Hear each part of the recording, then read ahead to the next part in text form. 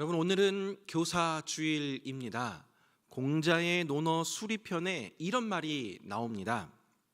삼인행 필유아사언 택기선자 이종지 기불선자 이계지라는 말이 나옵니다. 뜻을 풀이하면 세 사람이 길을 가면 그 중에 반드시 나의 스승이 될 만한 사람이 있다.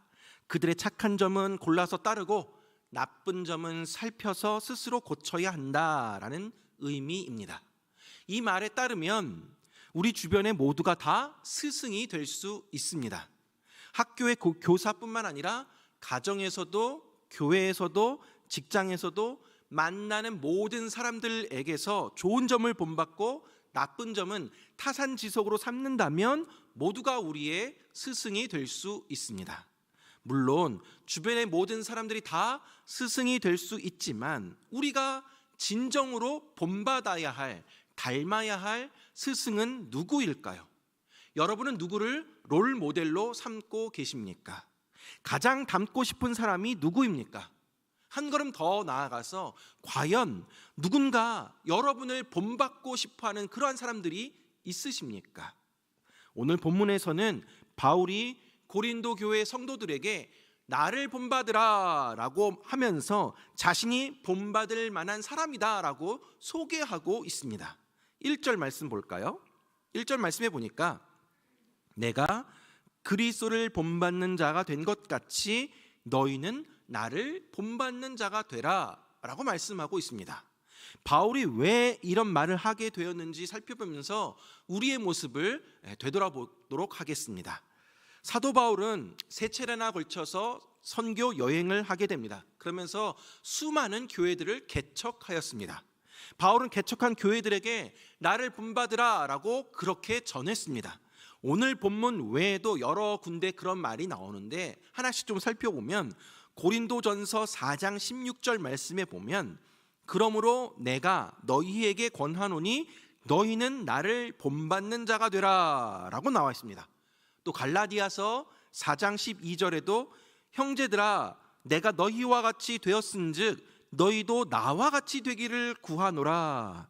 빌립보서 3장 17절에도 형제들아 너희는 함께 나를 본받으라 라고 말씀하고 있습니다. 바울이 이처럼 자신을 본받으라 라고 하는 것은 자신이 잘나서 이렇게 하는 말이 아닙니다. 바울도 부족하고 연약한 인간입니다. 그러나 바울에게는 그가 본받을 만한 대상이 따로 있었습니다. 바울의 모델은 바로 예수님이었습니다. 바울은 그리스도의 종으로서 그리스도를 본받고 있었습니다. 나를 본받으라는 이 바울의 이러한 주장은 철저한 예수 그리스도께서 자신의 삶을 온전히 주장하고 있다라는 그 확신에 근거한 말입니다. 그렇게 오늘 본문의 말씀은 바울 자신을 본받는 것을 넘어서 그리스도를 본받아야 함을 강조하고 있는 것입니다. 사랑하는 여러분, 그렇다면 바울이 왜 고린도 교회 그 교인들에게 예수 그리스도를 직접 본받으라 라고 하지 아니하고 굳이 자기 자신을 본받으라 라고 했을까요? 그것은 바로 이 고린도 교인들이 예수님에 대해서보다 바울에 대해서 더 잘 알고 있었기 때문입니다. 그들은 바울과 함께 수개월 동안 같이 살았기 때문에 바울의 생활 모습을 지켜보았었습니다. 따라서 고린도 교회 교인들에게는 그리스도를 본받으라 라는 말보다 바울 자신을 본받으라 라는 그 말이 더 현실적이고 설득력 있게 들렸을 것입니다. 바울은 교인들에게 나를 본받으라 라고 했지만 바울 자신은 예수 그리스도를 본받고 있었습니다. 고린도 교회 그 교인들은 눈에 보이는 바울을 본받으면서 결국에는 눈에 보이지 아니하는 예수 그리스도를 본받게 되는 것입니다. 그렇다면 바울은 왜 예수님을 본받고 있었을까요? 그리고 오늘날 우리는 무엇 때문에 예수님을 본받아야 할까요?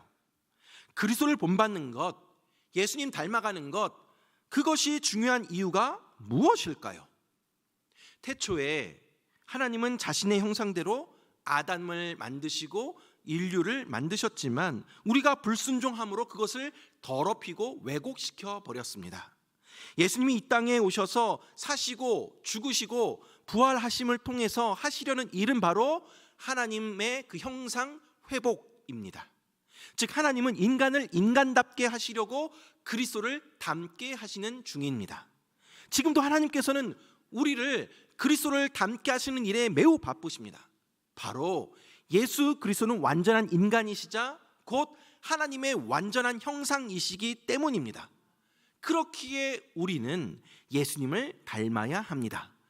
그리스도를 본받아야 합니다. 우리는 늘 입에 예수 그리스도의 그 이름을 달고 살아갑니다. 우리는 그분을 말하고 그분을 노래하고 그분께 기도하고 그분의 이름을 증거합니다. 그러나 세상은 예수님에 대해서 잘 모릅니다. 그들은 우리의 모습을 통해 예수님을 알 뿐입니다. 앞서 말씀드렸듯이 바울이 내가 그리스도를 본받는 자가 된 것 같이 너는 나를 본받는 자가 되라 라고 했던 것이 이 고린도 교인들이 예수님에 대해서보다 바울에 대해서 더 잘 알고 있었던 이유인 것처럼 우리가 살고 있는 이 세상 사람들도 예수님에 대해서보다 우리를 더 잘 알고 있습니다. 그들은 우리의 모습을 통해서 하나님을, 예수님을, 기독교를 알 수 있는 것입니다. 사실 우리가 말로는 예수님을 전하는데 우리의 삶에서는 예수님의 모습이 보이지 않기 때문에 세상 사람들은 예수님에 대해서 또 기독교에 대해서 교회에 대해서 오해를 하게 되는 경우가 많이 있습니다. 교회를 다니지 않는 사람들도 알게 모르게 교회에 대해서 기독교에 대해서 기대하는 것이 있습니다. 그러나 믿는 사람이, 교회 다니는 사람이 본을 보이지 못하기에 세상 사람들은 예수님에 대해서, 기독교에 대해서 왜곡된 시선으로 바라보게 되는 것입니다. 불신자들이 우리를 비난하는 것은 우리가 그리스도인이어서가 아니라 충분히 그리스도인답지 못해서이기 때문입니다. 여기 계신 분들 거의 다 자녀를 키워보셨을 것입니다. 부모 입장에서 바라볼 때 우리도 우리 자녀들이 자신의 미래를 위해 열심히 공부하고 또 열심히 운동하고 예의를 배우고 그렇게 자기 자신을 존귀히 여기는 것을 기뻐합니다. 그런데 만약 우리 자녀들이 매일같이 술이나 퍼먹고 마약에 찌들어 있으면 그렇게 자기 자신을 파괴하고 살아간다면 그 부모의 마음이 어떻겠습니까? 하나님도 마찬가지입니다. 죄는 항상 우리를 파괴합니다. 그렇기 때문에 우리가 하나님 앞에서 계속해서 죄를 짓는 것은 우리를 파괴하는 것이고 우리가 그렇게 우리를 파괴해 나아갈 때에 하나님의 가슴은 찢어지게 되는 것입니다. 우리는 다 하나님의 자녀입니다. 그런데 우리가 변함없이 사람들에게 욕이나 먹을 짓을 하고 있다면 어떻게 되겠습니까? 여러분, 학교 다닐 때 제일 곤혹스러운 때가 언제입니까? 뭔가 잘못을 저질렀을 때 선생님이 야, 너 부모님 모시고 와 라고 할 때 아니겠습니까? 부모님 얼굴에 먹칠을 하는 것이니까 부모님께 너무 미안하고 그런 마음이 우리에게 있습니다. 우리가 하나님의 자녀로서 그런 자세로 삶을 살아가야 한다라는 것입니다. 우리는 우리의 행동이 하나님의 얼굴에 먹칠을 할 수 있다는 생각을 늘 하면서 살아가야 하는 사람들입니다. 사랑하는 여러분, 우리와 동시대를 살고 있는 사람들은 살아계신 그리스도를 만나기를 원합니다. 그리스도를 말로만 전하는 것이 아니라 우리의 삶으로 그리스도가 어떠한 분이신지를 보여주는 저와 여러분들 되길 간절히 바랍니다. 그렇다면 우리가 본받고 닮아야 할 예수님의 모습은 어떠한 모습일까요? 우리의 모델이 되는 예수님은 어떠한 분이신지 우리는 알아야 합니다. 첫째로 우리의 모본이신 예수 그리스도는 자기를 비우시고 자기를 낮추신 분이십니다. 즉 그분은 자신의 왕권을 버리시고 자기를 낮추어서 섬기셨습니다. 빌립보서 2장 5절에서 8절까지 말씀 보면 너희 안에 이 마음을 품으라 곧 그리스도 예수의 마음이니 그는 근본 하나님의 본체시나 하나님과 동등됨을 취할 것으로 여기지 아니하시고 오히려 자기를 비워 종의 형체를 가지사 사람들과 같이 되셨고 사람의 모양으로 나타나사 자기를 낮추시고 죽기까지 복종하셨으니 곧 십자가에 죽으심이라. 그는 하나님 아버지이십니다. 그러나 하늘 보좌를 버리시고 친히 인간의 몸을 입고 이 땅에 오셨습니다. 그분은 자기 생명까지도 죄인들을 위해 내어 주셨습니다. 예수님은 이처럼 자기를 비우시고 자기를 낮추셨던 분이십니다. 두 번째로 예수 그리스도는 어려움에 처한 다른 사람들을 섬기신 분이십니다. 예수님은 자기 자신을 낮추실 뿐만 아니라 다른 사람들을 섬기셨습니다. 그분은 자신이 섬김을 받으러 온 것이 아니라 섬기러 왔다라고 말씀하십니다. 그분은 배고픈 자를 먹이셨고 병든 자를 고치셨고 슬픈 자를 위로하셨고 소외된 자에게 친구가 되어주셨습니다.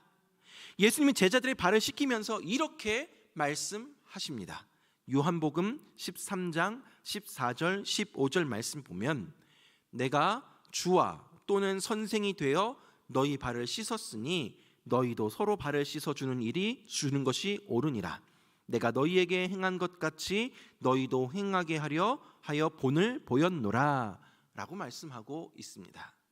예수님은 자신이 세상에 보냄을 받은 것처럼 우리를 세상에 보내셔서 그분처럼 증거하고 그분처럼 섬기라고 하신 것입니다. 세 번째로 우리 예수 그리스도는 원수를 사랑하신 분이십니다. 예수님은 제자들에게 악을 악으로 갚지 말라라고 하시면서 원수를 사랑하고 자기를 핍박하는 자를 위하여서 기도하며 자기를 해하려는 자를 대하여서 선대하라라고 가르쳤습니다. 또 예수님은 그렇게 가르치신 대로 사셨습니다. 베드로 사도는 나중에 베드로전서 2장 21절에서 23절에 이렇게 고백을 합니다. 이를 위하여 너희가 부르심을 받았으니 그리스도도 너희를 위하여 고난을 받으사 너희에게 본을 끼쳐 그 자취를 따라오게 하려 하셨느니라. 그는 죄를 범하지 아니하시고 그 입에 거짓도 없으시며 욕을 당하시되 맞대어 욕하지 아니하시고 고난을 당하시되 위협하지 아니하시고 오직 공의로 심판하시는 이에게 부탁하시며 라고 나와 있습니다. 이처럼 예수님은 자기 자신을 비우셨고 다른 사람들을 섬기셨고 원수를 사랑하셨고 끝까지 하나님을 신뢰하였고 하나님께 순종하셨습니다. 이러한 겸손과 섬김과 용서와 믿음과 순종 등이 우리가 본받아야 할, 우리가 닮아야 할 예수님의 두드러진 특징들입니다. 사도 바울도 예수님께서 사셨던 이러한 겸손과 섬김과 용서와 순종의 삶을 본받았고 그대로 살려고 했습니다. 오늘 본문에서도 고린도 교인들과 다른 사람들에게 내가 예수님을 본받아 사는 것 같이 당신들도 나를 본받으라 라고 이야기하고 있는 것입니다. 그러나 대다수의 우리 그리스도인들이 이 말씀대로 행하기를 불편해합니다. 자신 있게 내가 예수님 믿는 것처럼 당신도 나를 본받아 봐 라고 이야기할 수 있는 사람이 없습니다. 왜 기독교인들이 다른 사람들로 하여금 자신이 예수님을 따르는 삶을 사는 것처럼 나를 본받으라 라고 말하기를 그렇게 꺼려하고 두려워하고 있을까요? 많은 분들이 나를 본받으라 라는 것은 사도 바울과 같은 사람들이나 할 수 있는 말이지 나같이 이렇게 평범한 사람들이 할 수 있는 말이 아니다 라고 생각을 합니다. 우리는 사도 바울이 불같은 열정으로 전도하고 가르쳤던 그러한 사역들 때문에 바울이 얼마나 크나큰 죄인이었는지를 잊게 됩니다. 여러분, 바울이 어떤 사람이었습니까? 예수님 믿기 전에, 예수님 만나기 전에 그는 예수님을 믿었던 사람들을 잡아 죽이려던 사람이었습니다. 물론 예수님 만나서 변화를 받았지만 여전히 대인관계에서도 어려움을 겪기도 했고 늘 자신 속에서 일어나는 그 죄와 끊임없이 싸워나갔던 인물이었습니다. 디모데전서 1장 15절 16절에 이렇게 말합니다. 니보다 모든 사람이 받을 만한 이 말이여 그리스도 예수께서 죄인을 구원하시려고 세상에 임하셨다 하였도다. 죄인 중에 내가 괴순이라.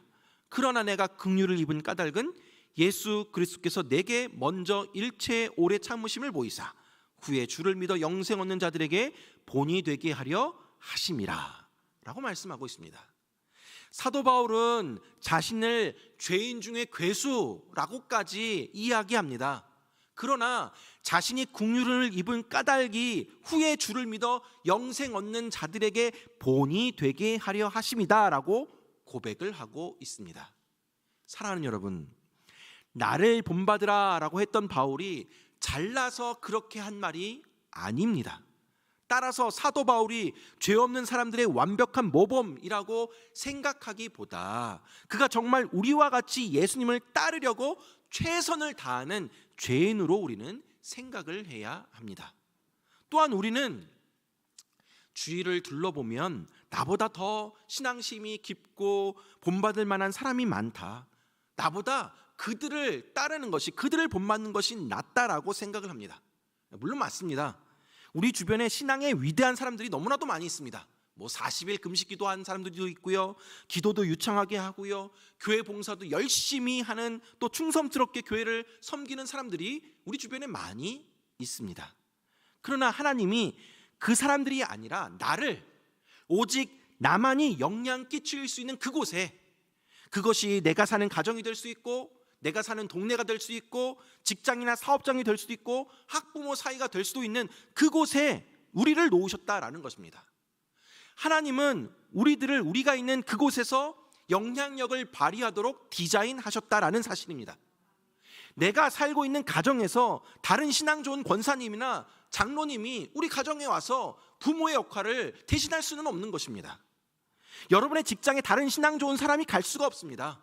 그곳은 다른 신앙 좋은 사람들이 영향을 끼치고 싶어도 끼칠 수가 없는 곳입니다. 여러분이 있는 그곳에서 여러분이 예수님을 따르는 삶을 보이며 여러분의 모습을 통해서 그들로 하여금, 내 주변의 사람들로 하여금 예수 그리스도를 본받게 하는 삶을 살아가야 하는 것입니다. 때로는 나를 본받으라 라고 하는 것이 다소 교만한 것처럼 보일 수도 있습니다.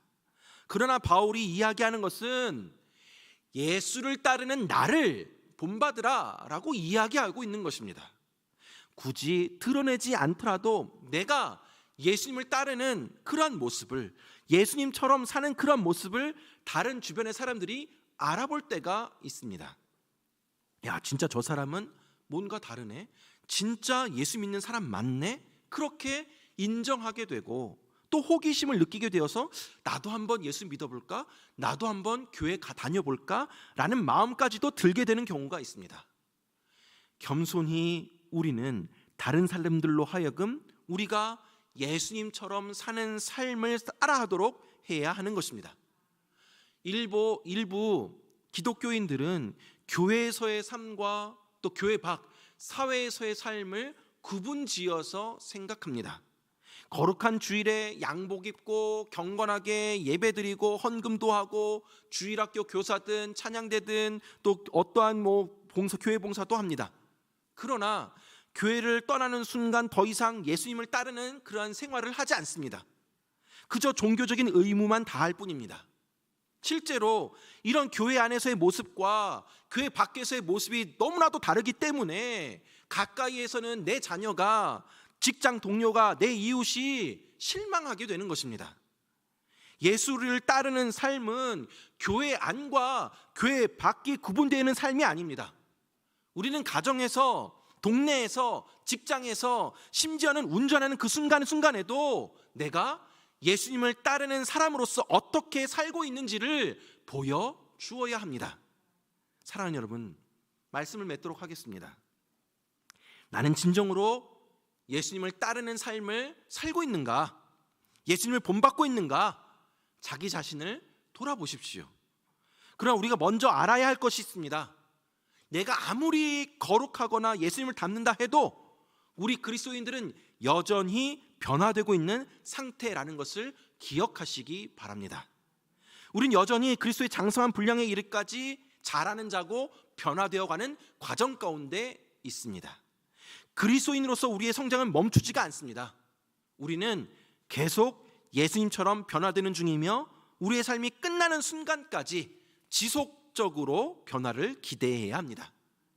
사랑하는 여러분, 우리가 예수님 닮기를 원하시는 분이 바로 우리 예수님이십니다. 그분은 그것을 성령을 통해서 일하십니다. 성령 하나님 없이 그리스도를 닮는 일은 불가능합니다. 예수님을 닮으라는 것은 온갖 율법적인 신앙생활을 행함으로 거룩한 척하려고 발버둥치는 것이 아니라 그분이 성령을 통해 우리 안에 오셔서 사시는 것입니다. 주의 영이 계신 곳에는 자유함이 있습니다. 따라서 우리는 날마다 끊임없이 예수 그리스도께 나아가 성령 충만을 구해야 합니다. 성령은 우리에게 그리스도를 계시하시고 우리 안에 그리스도의 형상을 이루게 하실 것입니다. 그때에 우리가 그리스도를 닮은 그리스도인이 될 수 있는 것입니다. 사랑하는 여러분, 우리 모두 예수 그리스도를 본받기를 원합니다. 예수님의 낮아지심과 섬김, 용서, 사랑, 순종의 그 모습이 우리가 살아가는 삶의 현장 속에서 우리의 모습을 통해 온전히 드러나기를 원합니다. 그리하여서 내가 진정으로 예수님 따르고 본받는 삶을 통하여서 우리 주변의 많은 사람들이 예수님 닮아가고 또 예수님 본받아 나아갈 수 있게 되기를 주님의 이름으로 축원합니다.